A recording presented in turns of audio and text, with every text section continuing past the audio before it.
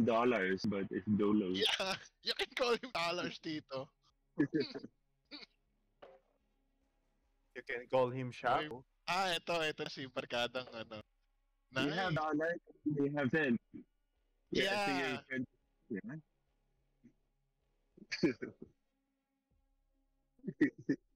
Yeah.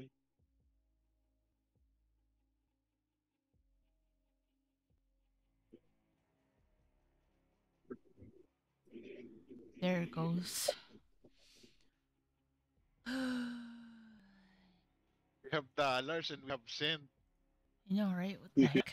Nice. And we have Mafia boss here, Tito, barkadang Paul. Oh.